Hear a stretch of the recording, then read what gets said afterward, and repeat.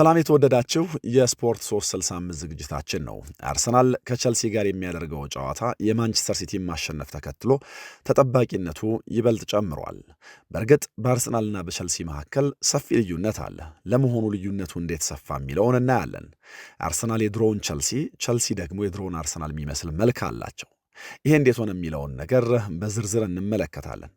በዚህ ወር መጀመሪያ የቸልሲው አሰልጣኝ ሊያም ሮሴኒየር ከአርሰናል ጋር ለመፎካከር ብዙ ሩቅ አይደለንም በሚል ቡድናቸውን የተመለከተ አስተያየት ሰጡ። ይህንንም ተከትሎ ዓላማቸው ቸልሲ ለብዙ ዓመታት ሊጉን ዶሚኔት አድርጎ ብዙ ዋንጫዎች ሲያነሳ ማየትና ስማቸውን የቸልሲ ደጋፊዎች እያነሱ ሲዘምሩ መመልከት እንደሆነ ተናገሩ። አሰልጣኙ የፈለጉትን የመናገር መብት አላቸው። ግን ደግሞ የተናገሩት ነገር እውነት ነው? በቸልሲና በአርሰናልስ መካከል ያለው ርቀት እሳቸው እንደሚሉት ጠባብ ነው ወይ? ትልቅ ጥያቄ ነው። ግን ደግሞ አሁን መሬት ላይ ያለው እውነታ እንደሚያሳየው አሰልጣኙ እንዳሉት አይነት መቀራረብ በሁለቱ ቡድኖች መካከል የለም። ምክንያቱም በሁለቱ ቡድኖች መካከል ያለው ልዩነት ልንለካ የምንችልባቸው መለኪያዎች ሁሉ አርሰናል ከቸልሲ በብዙ መራቁን ያሳያሉ። ምክንያቱም አንደኛው እንግዲህ ልንለካ የምንችለው ሁለቱ የዋንጫ ተፎካካሪ ናቸው ወይ? ቸልሲ ዋንጫ ተፎካካሪ ሆኖ እንግዲህ እሳቸው እንደሚሉት ባለፉት ዓመታት አልተመለከት ነው። ከዛ ደግሞ መካከላቸው ያለውን የነጥብ ልዩነትም ልክ እንደዚሁ ከተፎካካሪነት አንጻር ካየነው በጣም ሰፊ የሚባል ልዩነት ወይ ደግሞ የ16 ነጥብ ልዩነት ከሁለቱ ቡድኖች ጨዋታ በፊት አለ። ስለዚህ እነዚህን ታሳቢ በማድረግ አሰልጣኙ እንደሚሉት አይነት መቀራረብ በሁለቱ ቡድኖች መካከል አለ ለማለት እንቸገራለን። ግን ደግሞ እንግዲህ ይህንን ያሉት ቡድኔ ውስጥ ያለውን ፖቴንሻል ተመልክቼ ነው ካሉ በቀጣዮቹ ዓመታት በአሰልጣኙ ስር ሲፎካከሩ ማየት የግድ ይላል ማለት ነው። ከሮማን አብራሞቪች አሁን ያሉት የቸልሲ ባለቤቶች ቸልሲን ከገዙት በኋላ ቸልሲ በፕሪሚየር ሊጉ ሊያሸንፋቸው ካልቻሉ ሁለት ቡድኖች መካከል አንደኛው አርሰናል ነው፣ ሌላኛው ማንቸስተር ሲቲ ነው። እነዚህም ቡድኖች ማሸነፍ አልተሳካለትም። እንግዲህ የዚህ የክሊር ሌክ ካፒታልና የቶድ ቦሆሊ ኢራ በቸልሲ ከጀመረው በኋላ ወይ ደግሞ ክሊር ሌክ ካፒታል ቸልሲን ከገዛው በኋላ በ7 የሊግ ጨዋታዎች ከአርሰናል ጋር ተጫውተዋል። 4ቱን ተሸንፎ በ3ቱ አቻ ወጥቷል። በዚህ መካከል ማስቆጠር የቻለው 5 ጎል ብቻ ነው። ቸልሲን ለቡድን 14 ጎል ተቆጥሮበታል። ከዛ ውጪ በዚህ ውድድር ዘመን እንዳየነው በሁለቱ የሴሚፋይናል ጨዋታዎች በካራባኦ ካፕ አርሰናል አሸናፊ ሆኗል እና በእነዚህ ሁሉ ጊዜያት አርሰናል ቸልሲን ዶሚኔት ሲያደርግ ወይ ደግሞ አሁን በጠቀስናቸው አጋጣሚዎች ሁሉ የአርሰናል አሰልጣኝ ሚኬል አርቴታ ነበር። ቸልሲ ግን 5ኛ አሰልጣኙን ነው የቀየረው ወይ ደግሞ ሮሴኒየር 5ኛ አሰልጣኝ ነው። ስለዚህ አርሰናል ውስጥ ያለውን ስቴቢሊቲ ቸልሲ ውስጥ ያለውን ደግሞ አለመረጋጋት በደንብ አድርጎ ያሳየናል። እንግዲህ አሁን ያሉት ባለቤቶቻቸው በእርግጥ ከአርሰናል የላቀ ዋንጫ ማንሳት ችለዋል። እዚህ ቡድናቸው ውስጥ 2 ዋንጫዎች የዓለም የክለቦች ዋንጫና የኮንፈረንስ ሊግ። ግን ደግሞ የኮንፈረንስ ሊግን በተመለከተ አንድ የምንለው ነገር ካለ ከዚህ ዋንጫ ጋር ተያይዞ ቸልሲ አስቀድሞስ ቢሆን ኮንፈረንስ ሊግ ላይ ለምን ተሳተፈ የሚል ጥያቄ ነው የሚያስነሳው። በቸልሲ ስታቸር በቸልሲ አቅም ኮንፈረንስ ሊግ ላይ መሳተፍ ስኬት ሊባል ስለማይችል ማለት ነው እና ወደ ኮንፈረንስ ሊግ ዝቅ የሚባለው ቸልሲ በአውሮፓ ትልልቅ ውድድሮች መሳተፍ ባለመቻሉ ምክንያት ስለሆነ ይሄንን አስቀድሞ እንደ ስኬት ማየት አይቻልም። ግን ደግሞ የኮንፈረንስ ሊጉን ተወዳድረው ስላመጡት እንደ ዋንጫ ለመቁጠር ደግሞ በፍጹም አይቻልም። ያም ቢሆን ግን ከቸልሲ ደረጃ ዝቅ ያለ የውድድር መድረክ እንደሆነ ኮንፈረንስ ሊግ ወይ ደግሞ ትልልቆቹ ውድድሮች ላይ የመካፈል ፍላጎቱና ሙከራው ሳይሳካ ሲቀር እንደሆነ እዚህ ፉክክር ላይ የተሳተፈው ግልጽ ነው። ሌላኛው የዓለም የክለቦች ዋንጫ ነው። ይሄ ደግሞ እነዚህ ባለቤቶች እነዚህ ሰዎች ከመምጣታቸው በፊት ቸልሲ ባሳካው የሻምፒየንስ ሊግ ዋንጫ ምክንያት የገባበት ውድድር ነው። እዚህ ያሳካቸው የተለዩ ዋንጫዎች ካሉ እነዚህ ናቸው። እንግዲህ የሁለቱ ቡድኖች ዛሬ ከመጫወታቸው በፊት በሁለቱ መካከል ያለው የነጥብ ልዩነት 16 ነው። ይሄ በጣም ሰፊ የሚባል ነው። ይሄ እንግዲህ አምና ሻምፒዮን ከሆነው ሊቨርፑል ቸልሲ አምና ሻምፒዮን ከሆነው ሊቨርፑል በ15 ነጥብ ዝቅ ብሎ ነበር የውድድር ዘመኑን የጨረሰው። ዘንድሮ ግን የውድድር ዘመኑ ሳያልቅ የሻምፒዮንነት ተስፋ ካለው አርሰናል እንግዲህ በ1 ነጥብ ከአምናው የበለጠ ከፍቶ ወይ ደግሞ በ1 ነጥብ ጨምሮ በ16 ነጥቦች ዝቅ ብሏል እና ደግሞ አምና ከአርሰናል በ11 ነጥብ ነበረ ቸልሲ ርቆ የጨረሰው። በዚህ ውድድር ዘመን በመካከላቸው ያለው ልዩነት ወይ ደግሞ ከአምና አርሰናል እንግዲህ በ11 ነጥብ ርቆ ነበር። እንግዲህ አሁን 16 ነጥብ ነው በመካከላቸው ያለው ልዩነት። አምና ከሊቨርፑል በ15 ነጥብ ነበር። አሁን ከአርሰናል ዚህኛው ምዕራፍ ላይ በ16 ነጥብ አንሷል። ለሻምፒዮንነት ተፎካክሮ ሁለተኛ ሆኖ የወጣው አርሰናል አምና በ11 ነጥብ ርቆት ነበር። ይሄ የሚያሳየን ባለፈው የውድድር ዘመን ሁለተኛ ከሆነው አርሰናል እንኳ 11 ነጥብ ልዩነት ነበረው። በዚህኛው የውድድር ዘመኑ ሳይጠናቀቅ የ16 ነጥብ ልዩነት አለው እና ምን ያክል ሰፊ ልዩነት በአርሰናልና በቸልሲ መካከል ባለፉት ዓመታት እንደተፈጠረ የሚያሳይ ነው። አርሰናል በዚህ የውድድር ዘመን ፉክክር ውስጥ ለመቆየት ባለፉት ዓመታት ደጋግሞ የሞከረውን ዋንጫ ለማንሳት ወደ ገበያ ወጥቷል፣ ገንዘብ አወጥቷል እና በዚህ ምክንያት የዋንጫ ፉክክር ውስጥ አለበት። ሊጉን የሚመራው ቡድን ነው። ቸልሲ ግን አሁንም በድጋሚ እየተፎካከረ ያለው በቀጣይ ውድድር ዘመን በሻምፒየንስ ሊግ ለመሳተፍ ነው። ቸልሲ ኔት ስፔንዲንጉ 680 ሚሊየን ነው። እንግዲህ በንጽጽር እነዚህ አዳዲሶቹ ባለሀብቶች ከመጡ በኋላ ኔት ስፔንዲንጉ 680 ሚሊዮን ፓውንድ ነው። የአርሰናል 575 ሚሊዮን ፓውንድ ነው። በእርግጥ እዚህ ውስጥ የክረምቱን የዝውውር ጊዜ የክረምቱን የዝውውር ገበያ መጨመር አስፈላጊ ነው። እዚህ ውስጥ አርሰናል ማዱዌኬን በ52 ሚሊዮን ፓውንድ አምጥቷል። 2 ጎሎች አስቆጥሯል፣ 1 አሲስት አድርጓል እና በእርግጥ ለዚህ ቡድን የሳካ ወይ ደግሞ በሌላ ጊዜ ትሮሳርድ አማራጭ ተደርጎ ቡድኑ ቢጠቀመውም በእንቅስቃሴ መልካም የሆነ ነገር ለማሳየት ቢሞክርም ከጎል አንጻር ግን ጥሩ ሪተርን ያለው ብሎ መናገር አይቻልም። ግን ደግሞ ጥሩ የስኳር ተጫዋች ሆኖ ሲጫወት ተመልክተነዋል። ቸልሲን በተመለከተ ግን የቸልሲ ተጫዋቾች በተመሳሳይ መንገድ ገንዘብ ወጥቶባቸው በዚህ ውድድር ዘመን ከፍ ያለ ፐርፎርማንስ ማሳየት ያልቻሉ ጥቂት አይደሉም። የአንዳንዶቹ በጉዳት ምክንያት ሊሆን እንደሚችል፣ ከመላመድ ጋር የተያያዘ ሊሆን እንደሚችል፣ በአሰልጣኝ መቀየር የመጣ ሊሆን እንደሚችል መገመት ይቻላል። ግን ደግሞ ቸልሲ የራሱ ችግሮች አሉበት። እንግዲህ ቸልሲ ስትራግል እያደረጉ ያሉ ተጫዋቾች አሉት ካል አንደኛው ሊያም ዴላፕ ነው። እንግዲህ ያው ለረዥም ጊዜ በጡንቻ ጉዳት ምክንያት ርቆ ነበር። ከዛ በኋላ ደግሞ እንደዚሁ ሌሎች ጉዳቶች መጡበትና በታሰበው ልክ የቸልሲ የቆይታው የስኬት ሳይሆን ቀርቷል። የባይኖ የጊተንስም ጉዳይ ከዚህ የተለየ አይደለም። በእርግጥ እሱም 2 አሲስቶች አሉት። ዴላፕ 1 ጎል እና 1 አሲስት አለው። የባይኖ የጊተንስም ጉዳይ ሞሮፍ ከጉዳት ጋር የሚያያዝ ነው።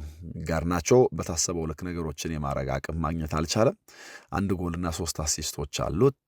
እንግዲህ ባለፉት 2 የሊግ ጨዋታዎች ከተጠባባቂ ወንበር እንኳን እንዲነሳ አልተፈቀደለትም። ስቴቫኦ በጣም ብዙ ተስፋ የተደረገበት ተጫዋች ነው። ግን ደግሞ ከማዱዌኬ ጋር ተመሳሳይ የጎል መጠን 2 እና ደግሞ ያደረገው ደግሞ አሲስት ከማዱዌኬ በ1 ብቻ የላቀ ነው። 2 አሲስቶች አድርጓል ማለት ነው። ስለዚህ ስቴቫኦም የጎል ሪተርኑ በታሰበው ልክ አይደለም። ግን ደግሞ በጣም ብዙ ተስፋ የሚደረግበት አይነት ተጫዋች ነው። ሊጉን የበለጠ ሲላመድ አሰልጣኙ ተጫዋቹን የበለጠ አምኖ ሜዳ ላይ ሲያሳትፈው ዘንድሮ እንደገጠመው አይነት ቤተሰባዊ ጉዳይ ወይ ደግሞ ግላዊ ጉዳይ ሳይገጥመው ሲቀር ሌሎች ነገሮች ተዳምረው በጣም ረዥም ርቀት ሊሄድ እንደሚችል ማሰብ ይቻላል። ይሄ በጣም ጥሩ ተስፋ ያለው ይመስላል። እንዴት ባለ መንገድ ሃንድል ያደርጉታል፣ ተጫዋች ውስጥ ያለውንስ ነገር እንዴት ያወጣሉ የሚለው ነው ትልቁ ጥያቄ።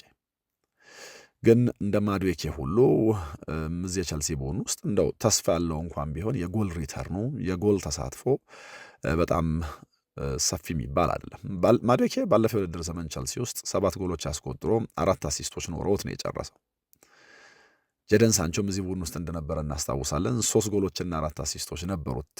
ከዛ ውጭ ኒኮላ ጃክሰን ነበር፣ 10 ጎሎች አስቆጥሯል፣ 5 አሲስቶች ነበሩት። እንግዲህ እነዚህ ሁሉ በዚህ ውድድር ዘመን ቸልሲ አጥቷቸዋል እና እንደ ችግር ምናልባት በተወሰነ መልኩ ሊነሳ ይችላል። አርሰናል የዴብዝ ችግር የለበትም በዚህ የውድድር ዘመን። ቸልሲ ጋር ግን እንደው ሳምንታት ባለፉ ቁጥር ከጉዳትም ከምንም አንጻር ይህን የዴብዝ ጥያቄ ወይ ደግሞ ተጫዋቾቹ እድል ሲሰጣቸው ምን አደረጉ ከሚለው ነገር አንጻር መጠየቅ በጣም አስፈላጊ ነው። ምናልባት ቸልሲ ውስጥ ሌላ በጣም ጥሩ የሚባል ነገር ግን እንደው አሁን እነዚህ ኔጌቲቭ ነገሮች ትተን የዦአዎ ፔድሮ ጉዳይ ነው። 11ኛ የሊግ ጎሉ ነው በርንሌን ሲገጥሙና ከበርንሌ አቻ ሲወጡ ያስቆጠረው። 5 አሲስቶች አድርጓል። ኮል ፓልመርን ግን ተመሳሳይ በሆነ መንገድ በዚህ ውድድር ዘመን ልናነሳው አንችልም። እሱም ከጉዳት ጋር የተያያዘ ችግር የነበረበት ተጫዋች ነው። ከመከላከል አንጻር ሁለቱም ቡድኖች ማየትም እንደዚሁ አስፈላጊ ይመስላል። አርሰናል እንግዲህ ባለፈው የውድድር ዘመን የሊጉ በጣም ጠንካራ የተከላካይ መስመር የነበረው ቡድን ነው እና ቸልሲ ከተቆጠረበት የጎል መጠን በ9 ያነሰ ነበር የተቆጠረበት እና የዚህ የውድድር ዘመን ፉክክር ውስጥ ለመግባት ዋንጫውን ለማንሳት ሲባል አምና በጣም ጠንካራ የመከላከል ሪከርድ የነበረው ቡድን 80 ሚሊዮን ፓውንድ ተከላካዮች ላይ አውጥቶ ነው የመጣው። ወይ ደግሞ ከመከላከል ጋር አሶሼት የሚደረጉ ተጫዋቾች ላይ ለምሳሌ ዙቢሜንዲ 6 ቁጥር ነው። ክርስቲያን ኖረጋርድ እንደዚሁ ይህንኑ ሚና የሚወጣ ተጫዋች ነው። ሞስኬራ ሌላ ተጫዋች ነው። ከዛ ውጪ በቀጥታ ገንዘብ ያልተከፈለበት ግን ደግሞ የውድድር ዘመኑ መጨረሻ ላይ ቋሚ ሊሆን የሚችለው የ45 ሚሊዮን ፓውንድ የሂንካፔ ግዢ አለ እና ይህንን በማድረግ አርሰናል የተሻለ እና ከባለፈው የውድድር ዘመን ጠንካራ የተከላካይ መስመር ገንብቷል። ቸልሲ 70 ሚሊዮን ፓውንድ አወጥቷል። እንግዲህ ከአርሰናል በ10 ሚሊዮን ፓውንድ ያነሰ ማለት ነው። 3 ተጫዋቾች አስፈርሟል። ግን ደግሞ እነዚህ ተጫዋቾች ማድረግ የቻሉት የጨዋታ መጠን 13 ብቻ ነው። አርሰናል ያመጣቸው ዙቢሜንዲ፣ ኖረጋርድ፣ ክርስቲያን ሞስኬራ እና ሂንካፔ ግን 62 የሊግ ጨዋታዎች በመካከላቸው አድርገዋል። ስለዚህ አርሰናል ያወጣውን ገንዘብ በሚገባ መጠቀም ችሏል ወይ ደግሞ አርሰናል ያመጣቸውን ተጫዋቾች ሜዳ ላይ እንዲጠቀም ሆኗል። ቸልሲ ግን በ13 የሊግ ጨዋታዎች ብቻ ነው እነዚህን ተጫዋቾች ያጫወተው። ቸልሲ ካመጣቸው ተጫዋቾች መካከል ምናልባት የበለጠ የመጫወቻ ጊዜ እያገኘ ያለው ሃቶ ብቻ ነው። አምና በ9 ያነሰ ነበር በውድድር ዘመኑ መጨረሻ ቸልሲ ከአርሰናል የበለጠ የተቆጠረበት ብለናል። ወይ ደግሞ አርሰናል ከቸልሲ በ9 ያነሰ ጎል ነበር የተቆጠረበት ብለናል። አሁን እዚህኛው ምዕራፍ ላይ ቸልሲ የተቆጠረበት የጎል መጠን ከአርሰናል ጋር ሲነጻጸር አርሰናል በ10 ያነሰ ጎል ነው ከቸልሲ የተቆጠረበት እና መከላከልን በተመለከተ አርሰናል የወሰደው እርምጃ በጣም የተዋጣለት እንደሆነ በዚህ የውድድር ዘመን መናገር ይቻላል። ቸልሲ ለመጨረሻ ጊዜ አርሰናልን ያሸነፈው 2021 ነሐሴ ወር ላይ ነው እና እንግዲህ 4 ዓመት ከምናምን ሆነው ማለት ነው። የዛኔ እንግዲህ እዚህ የቸልሲ ቡድን ውስጥ ከነበሩ ተጫዋቾች በትልቁ ልናነሳ የምንችለው ሪስ ጀምስን ብቻ ነው። ጎልም አስቆጥሮ ነበር። ክለብ ውስጥ ያለ 4 ዓመት ከምናምን ከፈጀውና ቸልሲ ለመጨረሻ ጊዜ አርሰናልን ካሸነፈበት ጨዋታ በኋላ እዚህ ቡድን ውስጥ የተገኘም ያለም ተጫዋች እሱ ነው። የዛኔ የቡድኑ አሰልጣኝ ቶማስ ቱኸል ነው። በአዳዲሶቹ ባለሀብቶች እንግዲህ ተባሮ መጨረሻ ላይ እንግዲህ አሁን የእንግሊዝ ብሔራዊ ቡድን አሰልጣኝ ሆኗል እና የዛን ቀን አርሰናል ለመጨረሻ ጊዜ በቸልሲ ሲሸነፍ የቸልሲ ማችዴይ ስኳድ ውስጥ የነበሩ እዛ አርሰናልን ያሸነፈው የቸልሲ ስብስብ ውስጥ የነበሩ 3 ተጫዋቾች በተለያየ ምክንያት እንግዲህ የአርሰናል ተጫዋች ሆነዋል። አንደኛው ጆርጂኒዮ ነው። ለአርሰናል ጥሩ ግልጋሎት ሰጥቶ ወደ ብራዚል ሄዷል። ሌሎቹ ደግሞ ከሃቨርትዝና ኬፓ አሪዛባላጋ ናቸው። እንግዲህ ምን ያክል ነገር እንደተቀየረ ማሳያ ነው። እዛ ቡድን ውስጥ የነበረ ወይ ደግሞ አርሰናል ከ4 ዓመት ከምናምን በፊት በቸልሲ ሲሸነፍ የነበሩ የአርሰናል ተጫዋቾች ደግሞ ቡካዮ ሳካና ማርቲኔሊ ብቻ ናቸው። ከዛ በኋላ አርሰናል የማያቋርጥ የመሻሻል ሂደት ውስጥ ነው ያለው። ቸልሲ ደግሞ በታሰበው ልክ ነገሮችን ማድረግ አልቻለም። ይህንን የምንለው ከ1 ቢሊየን በላይ ተጫዋቾች ለማምጣት ወጪ ስላደረገ ክለብ ነው እና በዚህ ምክንያት ቸልሲ እንደ ቡድን ከዚህ በፊት አርሰናል እየሞከረ በቬንገር ዘመን ማሳካት ያልቻለበትን ወይ ደግሞ ያልቻለውን አርሰናልን እየመሰለ መጥቷል። አርሰናል ደግሞ ያኔ በጣም ባለድል የነበረውን ስኬታማ የነበረውን ቸልሲ እየመሰለ መጥቷል እና በሁለቱ መካከል ያለውን የ16 ነጥብ ልዩነት አስመልክቶ በጣም በብዙ መንገድ ትንታኔ ሲሰጥ የእውነትም ይሄ ቸልሲ ለካ አርሰናልን ይመስላል፣ ይህኛው አርሰናል ደግሞ የቸልሲ መልክ አለው የሚያስብሉ በጣም ብዙ ነገሮች አሉ። እንግዲህ አርሰን ቬንገር ሁል ጊዜ የሚሉት ነገር ከነበረ አሁን ላይ ነገሮች ትክክል ባይመስሉም ታሪክ ትክክለኝነታችንን ያሳያል አይነት አስተያየት ነበራቸው። እንግዲህ ከ2000ዎቹ መጨረሻ እስከ 2010ዎቹ መጀመሪያ በነበሩ 4 ዓመታት አርሰናል በፕሪሚየር ሊጉ በእድሜ በጣም ትንሹን ቡድን ነበረ በአማካይ የሚያሰልፈው። አሌክስ ሶንግ፣ አቡ ዲያቢ፣ ሳሚር ናስሪ፣ ቲዮ ዋልኮት፣ ራምሴ፣ ዊልሸር እዚህ ቡድን ውስጥ ነበሩ እና እነዚህ እድሜያቸው 21 ምናምን የነበሩ ተጫዋቾች ናቸው እና ደግሞ እነዚህን ተጫዋቾች የሚመራቸው በጣም በእድሜ ለጋ የሆነው ፋብሪጋዝ ነው እና ቬንገር በጊዜው ሲናገሩ አርሰናል ውስጥ ከሰራኋቸው ቡድኖች ሁሉ በጣም ምርጡ የመሆን ፖቴንሻል አለው እያሉ ነበር ይህን ቡድናቸውን በተመለከተ የሚያወሩት እና የቡድኑ አጠቃላይ አማካይ ዕድሜ 22 ነበር። ይህንን የሚሉት 2008-2009 ላይ ነው። እውነት ለመናገር የሚያደርጉትና ያደረጉት ነገር የሚያስደንቅ ነው እና እሳቸው በ4-5 ዓመት ጊዜ ውስጥ ይሄ ቡድን አውሮፓን ዶሚኔት ያደርጋል እንግሊዝን ብቻ አይደለም የሚል እምነት ነበራቸው። ሐሳቡ መጥፎ አይደለም፣ ግን ደግሞ ያሉት ሆነ ወይ ያው ሁላችንም የምናውቀው ነው እና በቀናቸው ፋብሪጋስ ዲያቢና ናስሪ ከቫን ፐርሲና ደባየር ጋር ተጣምረው በፍጹም ተጋጣሚዎች ሊቋቋሟቸው የማይችሉ አይነት ፐርፎርማንሶች ያሳያሉ። ግን ደግሞ በጣም ወሳኝ በሆነ የውድድር ጊዜ ኤክስፒሪየንስ በሚፈልግ ጊዜ የተረጋጉ አእምሮች በሚፈልጉ ጨዋታዎች እነዚህ ተጫዋቾች ወደኋላ ሲቀሩ ሲሸነፉ በጣም ፍራጃይል ሆነው ትንንሽ ነገሮች ሲንጧቸው ታይቷል። በንጽጽር ለምሳሌ ከኢንቪንሲብልስ ጋር ሳይሸነፍ ዋንጫ ከወሰደው ቡድን ጋር ይህንን አርሰናል ለማነጻጸር ብንሞክር በጣም በካራክተር የተለያየ ነገር እናይባቸዋለን። እዛኛው ቡድን ውስጥ በጣም ብዙ አንበሎች፣ ብዙ መሪዎች ነበሩ። ይህኛው ቬንገር ተስፋ ያደረጉበት ቡድን ግን የመሪነት በጣም ባደገኛው ሰዓት፣ በማዕበሉ በነውጡ ሰዓት ሊያረጋጋ የሚችል ተጫዋች እጥረት ነበረበት እና አንድ ዓመት ባለፈ ሌላኛው በመጣ ቁጥር ቬንገር የወደፊቱን እየገነቡ ስለመሆናቸው ይናገራሉ። ከዛ ግን ሁልጊዜም ይሄንን ለወደፊት እየገነባሁት ነው የሚሉትን ቡድን ሁልጊዜ የምናስታውሰው በተለይ በፕሪሚየር ሊጉ አንድ ሲቸገር የምናየው ነገር ካለ ከቸልሲ ጋር በሚደረግ ጨዋታ ነው። ዲዲየር ድሮግባ እዚህ ቡድን ላይ ሲቀልድ፣ ዲዲየር ድሮግባ እዚህ ቡድን ላይ ሁሌ ጎሎች ሲያስቆጥር፣ ትልቁን ፈተና ማለፍ ሲያቅታቸው አርሰናል ከቸልሲ ጋር የሚያደርጉት ጨዋታ ከመደረጉ አስቀድሞ ዲዲየር ድሮግባ ዛሬ ደግሞ የሚቀልድበት፣ ዲዲየር ድሮግባ ዛሬ ደግሞ እንደው የሚያሾፍበት የአርሰናል ተጫዋች ማን ነው? እንዴት ባለ መንገድ ነው ጎሎች የሚያስቆጥረው? እንዴት ነው ማኒፑሌት የሚያደርጋቸው የሚለው ነው ከጨዋታው ፊት የሚጠበቀው እንጂ አውትካሙ ግልጽ ነበር እና ቬንገር ያሉት ፊውቸር፣ ቬንገር ያሉት የአርሰናል ወደፊት ይመጣል ያሉት የድል ዘመን ሳይመጣ ቀረ። እርግጥ ነው ይህንን አሁን ቬንገር ያሉት ነገር ሳይመጣ ቀረ በሚል አንድ መስመር ማለፍ ተገቢ አይደለም። ምክንያቱም በጣም ረዥም ታሪክ ነው። ብዙ የተወሳሰቡ ነገሮች ውስጡ አሉ። ቬንገር እጃቸው ታስሮ ነበር የሚጫወቱት በኤሚሬትስ ምክንያት። ግን ደግሞ አንድ ልንል የምንችለው ነገር ባሰቡት መንገድ ያው መሀል ላይ የነበሩት መሰነካከሎች፣ የገጠሟቸው ፈተናዎች፣ የመጡባቸው እንቅፋቶች አርሰናልን ባሉት ልክ ስኬታማ አላደረገው። በጣም ግሩም ቡድን ሰርተው ነበረ፣ ምንም ጥርጥር የለው። ግን ቡድኑ ውጤታማ ሳይሆን ሲቀር አሌክዛንደር ህሌብ፣ ፋብሪጋስ፣ ሶንግ ወደ ባርሴሎና ሄዱ። ኮሎ ቱሬ፣ አደባየር፣ ጋኤል ክሊሽና ናስሪ አይነት ተጫዋቾች ደግሞ ወደ ማንቸስተር ሲቲ፣ ቫን ፐርሲ ደግሞ የዩናይትድ ተጫዋች ሆነ እና በመካከል አርሰናል የማያቋረጥ ሽግግር ውስጥ የሚያልፍ ቡድን ሆነ ማለት ነው። በመሃል እንግዲህ ከዛ በኋላ ባሉት ዓመታት ቬንገር የበለጠ ፕራግማቲክ ለመሆን ሞክረዋል። እንግዲህ በፕሪሚየር ሊጉ እንደምናውቀው አንድ የአለን ሃንሰን ፌመስ አባባል አለ፣ ዩ ካንት ዊን ኤኒቲንግ ዊዝ ኪድስ የሚል።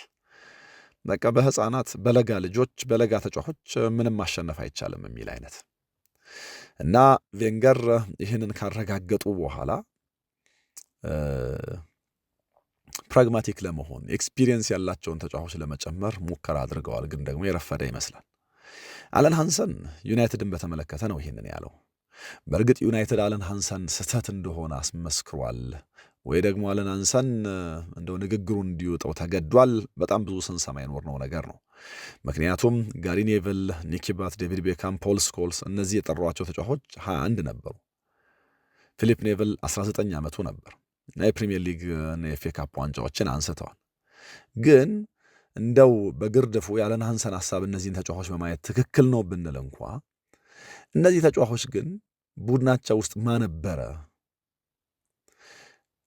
የሁለትዮሽ ዋንጫ ያሸነፈው ቡድን ምን ያክል ኤክስፒሪየንስ ያሉት ተጫዋቾች ደግሞ ነበሩት የሚለውን ካየን በልጆች ማሸነፍ አይቻልም የሚለውን ሐሳብ አለን ሃንሰን አንስቶ ተሳሳተ ከሚለው ይልቅ እንደው በጣም ብዙ ልጆች ቡድን ውስጥ ቢኖሩ እንኳ ኤክስፒሪየንስ ያላቸው ተጫዋቾች የግድ ያስፈልጋል ወደሚል ድምዳሜ የሚወስደን ይመስለኛል። ለምንድን ይሄንን የምለው ለምሳሌ እዛ ቡድን ውስጥ ፔተር ሽማይክል ነበረ፣ 32 ዓመቱ ነው። ስቲቭ ብሩስ ነበረ፣ 35 ዓመቱ ነው። ጋሊ ፓሊስተር ነበረ፣ 30 ዓመቱ ነው።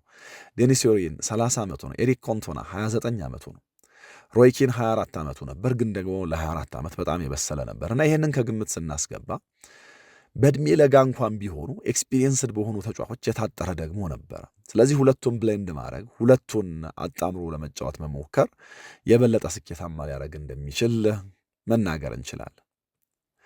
ስለዚህ በጣም ለጋ ልጆች ይዞ ዋንጫ መውሰድ የሆነ ቀን ይቻል ይሆናል። ግን ደግሞ ከኤክስፒሪየንስ መረዳት የምንችለው ባለልምድ ተጫዋቾች ቡድን ውስጥ ሲኖሩ እንደ በጣም ነገሮች ሲበላሹ መረጋጋትና ማረጋጋት የሚችሉ ተጫዋቾች እዛ ቡድን ውስጥ ሲኖሩ የበለጠ ወደ ዋንጫ መጠጋት እንደሚቻል ነው። ባለፉት ጥቂት ዓመታት ቸልሲ ውስጥ ያየነው ይህንን ይመስለኛል። አሁን የድሮውን አርሰናል የሚመስል መልክ ልክ የቬንገርን ሞዴል አዶፕት እያደረጉ ያሉ ይመስላል። የሁለት ሺዎቹ መጨረሻ ላይ ከሁለት ሺዎቹ መጨረሻ እስከ 2010ዎቹ መጀመሪያ ቬንገር እያደረጉ እንዳሉት በእድሜ ለጋ የሆኑ በጣም በርካታ ተጫዋቾችን ሰብስቦ ፊውቸራችን ጥሩ ነው፣ በ4 በ5 ዓመት ውስጥ ጎልብተን ዋንጫ እንወስዳለን፣ ዶሚኔት እናደርጋለን በሚል ሐሳብ የቬንገርን ሞዴል በጣም ወደሆነ ጥግ ለጥጦ ወደሆነ ኤክስትሪም ወደሆነ ጽንፍ ወስዶ የመሞከር አይነት ነገር ቸልሲ ውስጥ ይታያል። አርሰናል ደግሞ በተቃራኒው ኤክስፒሪየንስ የነበረውን ቸልሲ የሚመስል መልክ እየገነባ መጥቷል። እንግዲህ ቸልሲ በጣም ብዙ ወጣት ተጫዋቾች ላይ ከፍ ያለ ገንዘብ አወጥቷል።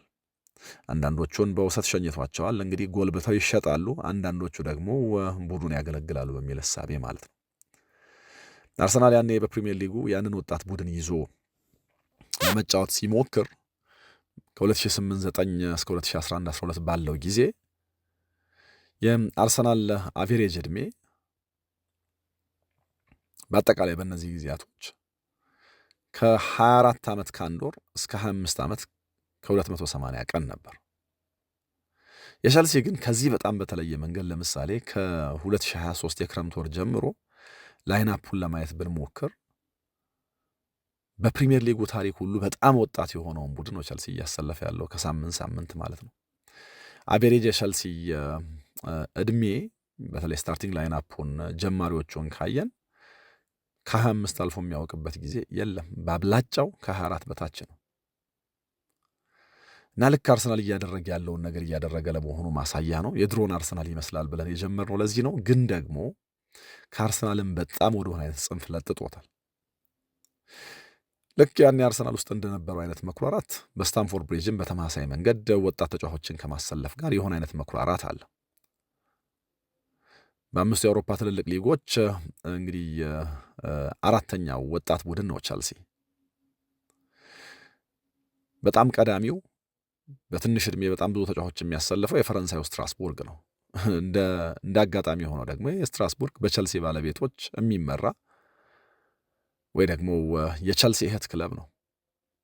አሰልጣኙን የሚያመጡት ከስትራስቡርግ እንደሆነ እናውቃለን። ስለዚህ እንደ ዕቅድ የያዙት ነገር እንደሆነ ምንም ጥርጥር የለው። ግን ባለፉት ጥቂት ዓመታት በፕሪሚየር ሊግ ዋንጫ የወሰዱ ቡድኖች ምን አይነት መልክ ነበራቸው ታዲያ? ከዚህ የቸልሲ አካሄድ አንጻር ካለን ለምሳሌ ማንቸስተር ሲቲ እና ሊቨርፑል ባለልምድ በጣም ብዙ ተጫዋቾች እንደነበሩት እናያለን። አርሰናልም ልምድ እዚህ ቡድን ውስጥ እየጨመረ መጥቷል እና በዚህ ምክንያት የፉክክር ደረጃውን ከፍ አድርጓል። የቸልሲ በጣም ወደ ጽንፍ የወጣ አካሄድ ግን በጣም የሚያስደነግጥ ነው። ከጥር 2023 በኋላ 42 ተጫዋቾች አምጥቷል። እነዚህ 42 ተጫዋቾች 1 ቢሊየን ኮስት አድርገዋል። ከዚህ መካከል ከግማሽ በላዩ 23ቱ የሚሆኑት ዕድሜያቸው ከ18 እስከ 20 ባለው ጊዜ ነው ለቸልሲ የፈረሙት።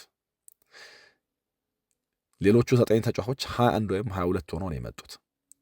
ከዛ በኋላ የሚቀሩት 10 ተጫዋቾች ከ23 እስከ 26 ባለው ጊዜ ነው የተቀጠሩት። እንግዲህ እዚህ ውስጥ ግብ ጠባቂው ሮበርት ሳንቼዝ በ25 ዓመቱ፣ ቶሲና ዳራባዮ 26 ዓመቱ፣ ፔድሮ ኔቶ በ24 ዓመቱ፣ ዦኦ ፔድሮ በ23 ዓመታቸው ነው የዚህ ቡድን አባል የሆኑት እና ምን ያክል የዕድሜ ፕሮፋይሉ በጣም ዝቅ እንዳለ ወይ ደግሞ አማካይ ዕድሜው እንዴት ዝቅ እንዳለ እናያለን። በመካከል እንደዚህ በወጣትነት አምጥተዋቸው በጣም የተሳካላቸው ተጫዋቾች አሉ። ኮል ፓልመር፣ ካይሴዶ፣ ቅድም ያልነው ስቴቫኦ ተስፋ አሳይቷል። ከዛ ደግሞ እንደ ፔትሮቪች፣ ሬናቶ ቪዬጋ እና ኑዲ ማዱዌኬ አትርፎ የሸጧቸው ተጫዋቾችም አሉ። ግን ቡድኑን ውጤታማ ከማድረግ አንጻር ከሆነ ነገሩን የምንመዝነው በጣም ብዙ ጥያቄ እናነሳለን። የሆነ ጊዜ ፍራንክ ላምፓርድ የ2022/23 የውድድር ዘመን መጨረሻ ላይ እንደተናገረው፣ ማውሪሲዮ ፖቼቲኖ እንደደገመው፣ ኤንዞ ማሬስካም እንዳለው ቡድኑ የኤክስፒሪየንስ ችግር አለበት። እና ደግሞ ነገሮችን በየትኛው ሰዓት ማድረግ እንዳለበት የመረዳት የኖሃውም ችግር አለበት። እግር ኳስ የመረዳት ችግር አለበት። ስለዚህ ይሄ መስተካከል አለበት ብለው ነበር። አሁን የሮሴኒየር ቡድን ውስጥም በተመሳሳይ ይህንን ነገር እያየን ነው እና ይህንን ደግሞ ማየት አንገረምም። ኢንኮንሲስተንት የሆኑበት አንደኛው ምክንያት ይሄ ነው። አሁን ይህንን ቡድን በተመለከተ አንዳንድ ሰዎች ለምሳሌ ኖ ስህተት ነህ ወይ ደግሞ እንደዚህ አይነት ሀሳብ የሚያነሱት ሰዎች ሁሉ ተሳስተዋል ሊሉ ይችላሉ። ምክንያቱም ይሄ ቡድን ሊቨርፑልን አሸንፏል። ከኋላ ተነስቶ ከማንቸስተር ሲቲ ጋር በዚህ ውድድር ዘመናቸው ወጥቷል።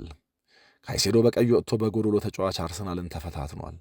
ባርሴሎናን በሻምፒየንስ ሊጉ 3-0 አሸንፏል።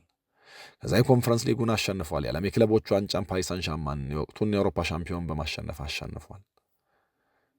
ምናምን አይነት ሀሳብ ሊያነሳ ይችላል። ግን ደግሞ በተቃራኒውስ በዚህ ውድድር ዘመን ከመምራት ተነስቶ ከዊኒንግ ፖዚሽን ተነስቶ በ2025-26 19 ነጥብ የጣለውስ ይኸው ቡድን አይደለም ወይ? ከዚህ የከፋ ከመሪነት ፖዚሽን ተነስቶ ነጥብ ይመጣል ቁጥር ያለው ዌስትሃም ዩናይትድ ብቻ ነው። ስለዚህ በጣም ብዙ መሪነቶችን ማስጠበቅ ያልቻሉበት ምክንያት በጣም ግልጽ ነው። ለምሳሌ ከብሬንትፎርድ ጋር ሲጫወቱ ጋርናቾ ፋቢዮ ካልቫዮን መከተል ባለመቻሉ ጉድ ሆነዋል። ከብራይተን ጋር ያደረጉት ጨዋታ ላይ የትሬቨር ቻላቦሃ ቀይ ካርድ ዋጋ አስከፍሏቸዋል። ከሰንደርላንድ ጋር ያደረጉት ጨዋታ ሸምሰዲን ሳልቢ ጎሉን ሲያስቆጥር የቶሲን አደረባዩና የቻላቦሃ አክቲቭ አለመሆን ዋጋ የሚያስከፍል ነበር።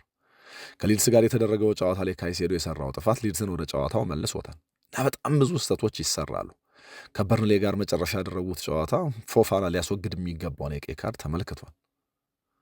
ከዛ በኋላ ደግሞ እንግዲህ ሳ ጨዋታ ላይ አንድ ተጫዋቻችን የተሰጠውን ኃላፊነት በሚገባ አልተወጣም ብለው ተጫዋቹን ላለመጥቀስ ሞክረዋል። ግን አንድሬ ሳንቶስ እንደሆነ ግልጽ ነው። የዚያም ፍሌሚንግን ጎል በተመለከተ ማለት ነው። እና እነዚህ እንደው ከጨዋታ ውስጥ በሆኑ አጋጣሚዎች ተጫዋቾቹ ስዊች ዶፍ የመሆናቸው ትኩረት የማጣታቸው ወይ ደግሞ እንደው ስራቸውን በትክክል አለመስራታቸውን ሊያሳየን ይችላል። ኢንዲቪጁዋሎች ናቸው ልንል እንችላለን። ግን ደግሞ በጣም ብዙ ቢጫና ቀይ ካርዶችን ጨምረን ሌሎችንም ምክንያቶች ጠቅሰን ካነሳን ወጣት ስለሆኑ ልምድ አልባ ስለሆኑ የሚያደርጉት እንደሆነ በሆነ አይነት መንገድ እንስማማለን። ልምድ ያላቸው ተጫዋቾች ቁጥር በጣም ትንሽ ነው። እንግዲህ እዚህ ውስጥ ልምድ አላቸው የሚባሉት ቻላቦሃ፣ ቶሲን አደረባዮ እና በእድሜ ለጋ ቢሆንም ፎፋና ምናምን ወይ ደግሞ ሳንቼዝ አይነት ተጫዋቾች ናቸው። ሳንቼዝ በራሱ ከዩናይትድ ጋር መስከረም ወር ላይ የተደረገው ጨዋታ ላይ በቀይ ካርድ ወጥቶ ቸልሲ 2-1 እንዲሸነፍ ምክንያት እንደሆነ እናውቃለን። ስለዚህ ይሄ ለዋንጫ የሚፎካከር ሲሪየስ ቡድን መልክ አይደለም። ለዚህ ይሄ ቡድን ኤክስፒሪየንስ ያስፈልገዋልና እየሄዱበት ያለው መንገድ አሰልጣኙ እንደሚሉት አይደለም፣ ልዩነቱም ከአርሰናል ጋር እንዳሉት አይነት አይደለም የሚባለው ለዚህ ነው። በእርግጥ ሮሴኒየር በጣም ጥሩ ጅምር ነው የጀመሩት። ከመጀመሪያ 6 የፕሪሚየር ሊግ ጨዋታዎቻቸው ሽንፈት አልቀመሱ። ግን ደግሞ አሁን እስከ ማርቹ ኢንተርናሽናል ብሬክ ድረስ ከዚህ አርሰናል ጨዋታ ጀምሮ አስቶን ቪላን ይገጥማሉ ሮብ ቀን ከዚህ አርሰናል ጨዋታ በኋላ። ከዛ በኋላ ሬክስሃምን በኤፍኤ ካፕ ይገጥማሉ። ፓሪስ ሳን ዠርማን እንደዚሁ በሻምፒየንስ ሊግ ይገጥማሉ። ከኒውካስል ጋር ጨዋታ ያደርጋሉ እና እነዚህ ሁሉ ጨዋታዎች አሉባቸው። ፓሪስ ሳን ዠርማን በሻምፒየንስ ሊጉ፣ ኒውካስልን እንደዚሁ በፕሪሚየር ሊጉ፣ ኤቨርተንን ከሜዳቸው ውጭ፣ አስቶን ቪላን ከሜዳቸው ውጭ ምናምን ይገጥማሉ እና ይሄ ቡድን አሁን የምንላቸውን ነገሮች አሻሽሎ ካልተገኘ በጣም የከፋ ችግር ውስጥ ሊገባ ይችላል። የቸልሲን ተጫዋቾች በተመለከተ ማውሪሲዮ ፖቼቲኖ 2023 መጨረሻ አካባቢ ሲናገር ጨዋታን የማንበብ ችግር፣ የመረዳት ችግር አለባቸው ብሎ ነበር። ይሄ ችግር አሁን ኤክስፒሪየንስ በማጣት በደንብ እየታየ ነው እና ይሄ ቡድን ለሆኑ ነገሮች መፎካከር ካለበት ይሄ መስተካከል ይኖርበታል። እንግዲህ የአርሰናል ምሳሌ ለዚህ ነው ከቸልሲ ጋር እየተነጻጸረ የሚቀርበው። የቬንገር ቡድኖች ውስጥ በተለይ ወጣት ቡድን የውድድር ዘመኑ ባለቀ ቁጥር ሁሉ ቬንገር የሚቀጥለውን ስቴፕ ቡድናችን መያዙ አይቀርም እና ይህንን ማድረግ እንችላለን ምናምን ነገር ይሉ ነበር እና ቡድኑ የበለጠ ኤክስፒሪየንስ እንደሚያስፈልገው፣ ትልልቅ ፐርሶናሊቲዎች እንደሚያስፈልጉት ግልጽ ነበር። ግን ደግሞ ይህንን ማድረግ አልቻሉም። ለምሳሌ የቬንገር ግብ ጠባቂዎች የነበሩት በዛ ጊዜ ሪሊያብል ያልሆነው ማኑኤል አልሙኒያ፣ ፋቢያንስኪ ወይ ደግሞ ወጣቱ ሼዝኒ ነበሩ። ከነዚህ ይልቅ በቃ በአጠቃላይ የቡድኑ ስፓይን በደንብ ኤክስፒሪየንስ እና የተለየ ፐርሶናሊቲ ያስፈልገዋል ሲባል ከነዚህ የተለየ ነበር። ጨዋታዎችን መቆጣጠር መምራት የሚችል የመሃል ተከላካይ ያስፈልጋል ይባል ነበር። ወይ ደግሞ ፋብሪጋዝ እና ዲያቢ የበለጠ እንዲያድጉና እንዲጎለበቱ የሚያደርግ ኤክስፒሪየንስ ያለው አማካይ ያስፈልግ ነበር። ቬንገር ግን የውድድር ዘመኑ በተጠናቀቀ ቁጥር ሁሉ አናታቸውን ይነቀንቃሉ። ከዛ በሚቀጥለው የውድድር ዘመን የበለጠ ወጣትና ክሬቲቭ የሆነ ተጫዋች ይዘው ይመጣሉ እና የቬንገር ምላሽ በጣም ያስደንቅ ነበር። እንደውም 2008 ላይ አሎንሶን የማስፈረም እድል አግኝተው ነበረ ከሊቨርፑል ሊወጣ ጫፍ የደረሰበት ጊዜ ነበር እና ቬንገር በጊዜው እንደዛ ያለ ኤሊት ተጫዋች ከማስፈረም ይልቅ ቡድናቸው ውስጥ የነበረን ወጣት ተጫዋች ማጎልበት መርጠዋል። እንደውም በጊዜው ያሉት ነገር ምንድን ነው? አሎንሶን ባመጣ ዴኒልሰንን የመሰለ ተስፈኛ እገላለሁ አሉ። የዴኒልሰን የእግር ኳስ ሕይወት ቬንገር እንዳሉት አይነት አልሆነም።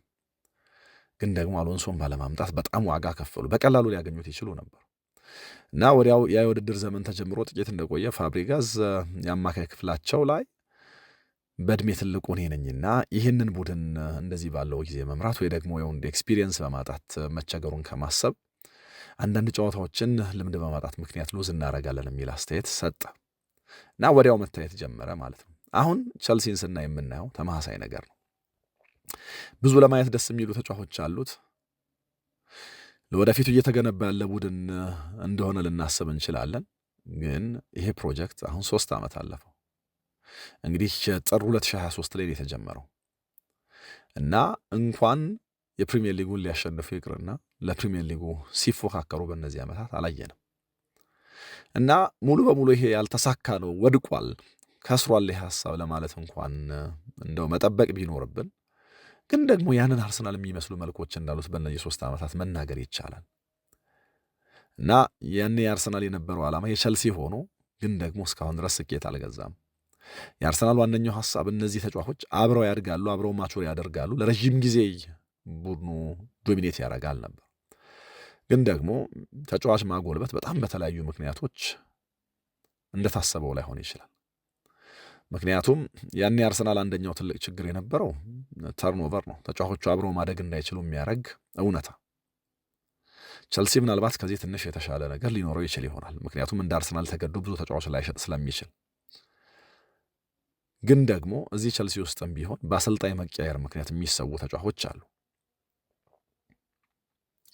እና የተወሰኑ እነሱ እንደሚሉት የተወሰኑ ተጫዋቾችን በመጨመር ይህንን የማጥበብ የሚመስል ሙከራ ለማድረግ እንኳን የተሞከረ ቢመስል ከእድሜ አንጻር በአስቸጋሪው ሞመንቶች ቡድኑን ሊያረጋጋ የሚችል የእድሜ ፕሮፋይል ወይ ደግሞ ብስለት ላይ የደረሰ ተጫዋች ማየት አይቻልም እና የእውነት አርሰናልን ይመስላል የሚለው ስሜት ይሰጣል። የሆነ ቀን ፓሪስ ሳን ዠርማን በክለብ ወርልድ ካፕ ሲያሸንፍ፣ የሆነ ቀን ባርሴሎናን ሲረታ፣ አዎ ይሄ ቡድን አደገ፣ አሁን ለትልልቅ ነገሮች መፎካከር ይቻላል ይባላል። ከዛ ግን ወዲያው ደግሞ አሽቆልቁሎ ይታያል። በፕሪሚየር ሊጉ እንግዲህ ከ27 ጨዋታዎች ማሸነፍ የቻለው 12ቱን ነው። ከአርሰናል በ16 ነጥብ አንሶ ለሻምፒየንስ ሊግ የሚውተረተር ቡድን ሆኗል። አርሰናል ከ2000ዎቹ መጨረሻ እስከ 2010ዎቹ እንደዚህ አይነት መልክ ነበር የነበረው። ቬንገር ያሰቡት ቬንገር ያሉት ያ በጣም ብራይት የሆነ ወደፊት የአርሰናል ደጋፊዎች ሊያዩት አልቻሉ። ቡድናቸው ውስጥ የነበረውን ችግር በሚገባ ተመልክተው አድሬስ ማድረግ አልቻሉም። ግን ደግሞ የቬንገር ቅድም ደጋግሜ እንዳልኩት በኤምሬትስ ስቴዲየም ግንባታ ምክንያት ጭምር የተፈጠረ እንደሆነ መረዳት ቬንገር ራሳቸውን ዲፌንድ ሊያደርጉ ይችላሉ። ቸልሲን በተመለከተ ግን ይህንን ማለት አይቻልም። ስለዚህ ሮሴኒየር እንዳሉት በሁለቱ መካከል ያለው ልዩነት ጠቦ ከሆነ በጣም በቶሎ ሊታይ የሚገባው ነገር ቸልሲ ለዋንጫ ሲፎካከር ማየት ነው። ከአርሰናል ጋር ሚኬል አርቴታ የሊጉ መሪ ነው። በቅጥር በጣም የተዋጣላቸው ሆነዋል እና የድሮውን ቸልሲ የሚመስሉ በጣም ጠንካራ የተከላካይ መስመር ያለው በጣም ጥሩ የአማካይ ክፍል ያለው እና በጣም ትልቅ ከፍታዎች እንደሚነካ የሚታሰብ ቡድን ገንብተዋል። ቸልሲ የሆነ ጊዜ ጆን ቴሪ፣ ፍራንክ ላምፓርድና ድሮግባ ፕራይማቸው ላይ በነበሩበት ጊዜ አርሰናልን ሲገጥም ቅድም እንዳልኩት አርሰናሎች ቡል ይደረጉ ነበር እና እነዛን ጨዋታዎች የሚዘግቡ ሁሉ የሚሉት ሜን አጌንስት ቦይስ ነው። በቃ ትልልቅ ሰዎች ከህፃናት ጋር የሚያደርጉት አይነት ጨዋታ። አሁን ነገሩ የተገላበጠ ይመስላል። ካለፉት 15 ጨዋታዎቻቸው እንግዲህ ከጥር 2020 በኋላ ቸልሲ አንድ ጊዜ ብቻ ነው ያሸነፈው እና አሁንም እንግዲህ የአጭር ጉዞ ወደ ኤሚሬትስ አድርገው ሲጫወቱ ቸልሲን በተመለከተ ያለው ስሜት ተመሳሳይ ነው። እንደውም ከዚህ ጨዋታ አስቀድሞ ጄሚ ካራገር በራሱ ምን አለ? በሮማን አብራሞቪች ዘመን ቸልሲ አርሰናልን ቡሊ ያደረገው ነበር። አሁን ቡሊ የማድረጉ ተራ የአርሰናል ሆኗል እና ይሄ በጣም የሚያስደንቅ ኮንትራስት ነው በሚል በሁለቱ መካከል ያለው ልዩነት ለመግለጽ ይሞክራል። ሚኬል አርቴታ በአሰልጣኝነት ዘመን ጅማሮ ቸልሲን በፍጻሜ ሲቲን ደግሞ በሴሚ ፋይናል አሸነፎ የኤፍኤ ካፕ ዋንጫ ማንሳቱ መረጋጋት ፈጥሮለታል። ሮሴኒየር ምናልባት እንደ አርቴታ አይነት ነገር መገንባት በመካከላችን ያለውም ልዩነት ጠባብ ነው ብሎ የሚያስበው የእውነት ከሆነ ይህንን ማድረግ ይኖርበታል የሚል ሐሳቡን ሰጥቷል። እንዳልኩት ግን በሁለቱ መካከል ያለው ልዩነት በጣም ሰፊ ነው። ልዩነቱን የሚያሳየው አንዱ ደግሞ ባለፈው የውድድር ዘመን የነበራቸው የነጥብ ልዩነት ሲደመር ይህ የውድድር ዘመን ሳልቅ በመካከላቸው ያለው 16 ነጥብ ልዩነት አርሰናል ለዋንጫ ቸልሲ ደግሞ ለሻምፒየንስ ሊግ የመፎካከራቸው እውነታ ነው እና የምርም አርሰናል ዋንጫ በዚህ የውድድር ዘመን በተለይ ማሳካት የሚችል ከሆነ ለቀጣዮቹ ዋንጫዎች ፋውንዴሽን ነው። ዋንጫ የማንሳት ፍርሃት ኖሮት ከዚህ በኋላ እንዳይጫወት ይሆናል። አንድ ዓመት ተጫዋቾቹ በእድሜ ጨምረው ነው ሌላ ጥንካሬ በዝውውር ደግሞ ሊጨምሩ የሚችሉት። ቸልሲ ግን በዚህ የውድድር ዘመን ዋንጫ ባያመጣና የሚቀጥለውን የውድድር ዘመን በዚህ የውድድር ዘመን እንደዚህ ባለ መንገድ ቢጨርስና የሚቀጥለው የውድድር ዘመን ደግሞ አሰልጣኙ በሆነ አይነት መንገዳገድ ቢሰናበት የተጫዋቾቹ የእድገት ጉዳይ ሌላ ጥያቄ ውስጥ ይገባል። ለዚህ ነው እንግዲህ አርሰናል የድሮውን ቸልሲ የሚመስል መልክ አለው፣ ቸልሲ ደግሞ የድሮውን አርሰናል የሚመስል መልክ አለው የሚባለው። እናንተ ምን ትላላችሁ? በሁለቱ ቡድኖች መካከል ያለው ልዩነት ለምን ሰፋ? አርሰናል ከቸልሲ የተሻለ ኤክስፒሪየንስ ያለው ቡድን መገንባት ችሎ ፉክክር ውስጥ አለበት። ቸልሲ ደግሞ በእድሜ ለጋ የሆኑ ተጫዋቾች ይዞ ወደፊቱን ቡድን እገነባለሁ በሚል ተስፋ እስካሁን ድረስ ጉዞ እያደረገ ግን ደግሞ በፕሪሚየር ሊጉ ተፎካካሪ መሆን ሳይችል ቀርቷል። እናንተ ልዩነቱ የምትሉት ምንድን ነው? በሁለቱ ቡድኖች መካከል ይህ ልዩነት ስለምን እንደዚህ ሰፋ የሚለውን ሐሳብ ልታጋሩኝ ትችላላችሁ። ከጨዋታው በኋላ ተመልሰን እንገናኛለን።